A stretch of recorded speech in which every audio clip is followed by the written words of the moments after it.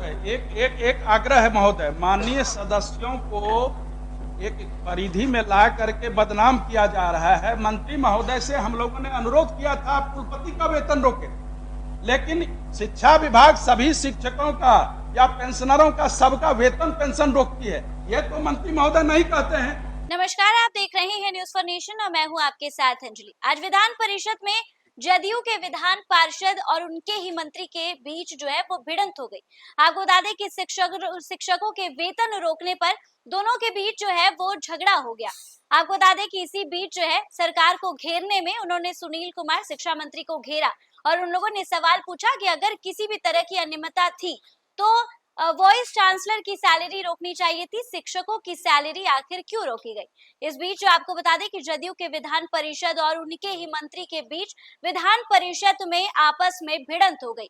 आपको इन तस्वीरों के साथ विधान परिषद में लेकर चलते हैं। महोदय, एक आग्रह है महोदय, माननीय सदस्यों को एक परिधि में ला करके बदनाम किया जा रहा है। मंत्री महोदय से हम लोगों ने अनुरोध किया था आप कुलपति का वेतन रोके, लेकिन शिक्षा विभाग सभी शिक्षकों का या पेंशनरों का सबका वेतन पेंशन रोकती है। ये तो मंत्री महोदय नहीं कहते हैं। मंत्री महोदय को हम लोगों ने कहा था आप कुलपति का वेतन रोकिए, लेकिन मंत्री महोदय समूचे विभाग जो है शिक्षकों और वेतन पेंशन शिक्षकों का रोकती है। दूसरी बात, जब महालेखाकार के यहाँ से ये लगभग सभी वित्तीय वर्ष का उपयोगिता नहीं दिया जा रहा है विश्वविद्यालय के बारे में, ये मंत्री महोदय नहीं कह रहे हैं। मंत्री महोदय तो विहित प्रक्रिया बता रहे हैं, जो कि कोई अगर गबन का आरोप होगा तो एफआईआर किया जाएगा, तो उपयोगिता तो वो नहीं देगा और वो अपने कार्यकाल को समाप्त करके चले जाएंगे। फिर आप क्या करेंगे? मेरा कहना है उपयोगिता अगर नहीं देता है इसके लिए आप कोई भी कार्रवाई विभाग नहीं कर रही है, और फलाफल यही है अरबों अरबों की रुपए की राशि लूटी जा रही है और छात्र छात्राओं के हित को नजरअंदाज करके, शिक्षक और शिक्षकेतर कर्मचारियों के हित को नजरअंदाज करके। मुझे लगता है अगर ऐसा ही करना है मंत्री महोदय तब तो खैर करें, तब कोई बात ही नहीं है।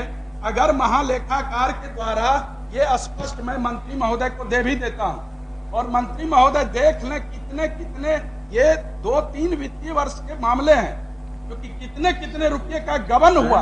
अगर उपयोगिता नहीं हुआ है तो गबन हुआ है। महोदय मैं बताना चाहूंगा कि जो भी बातें ये करें हमारे संज्ञान में हैं। दूसरी बात है कि ये कहना कि अनापत्ति पर जो आप यूटिलिटी सर्टिफिकेट देते हैं उसमें सुधार नहीं हुआ है, इन्होंने देखा नहीं है।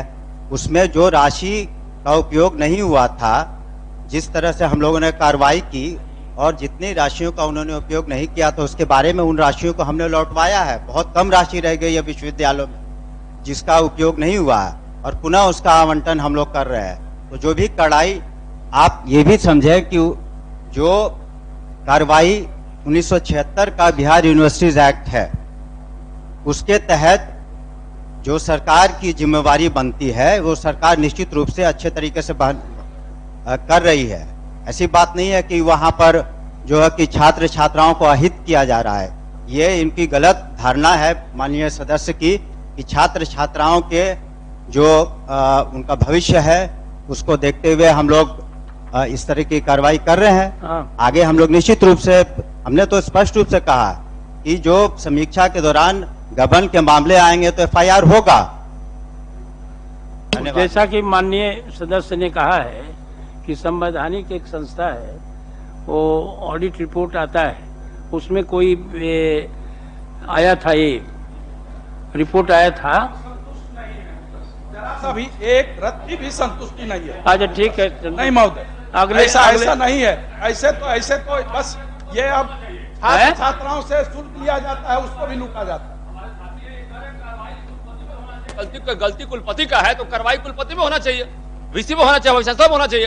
तो वो शिक्षकों पर कार्रवाई क्यों हो रही है? वो जो है वहाँ के शिक्षकेतर कर्मियों पर कार्रवाई क्यों हो रही है? माननीय मंत्री जी, आपके माध्यम से जो हम कहना चाहते हैं माननीय मंत्री जी को, 18 तारीख को रखा जाएगा।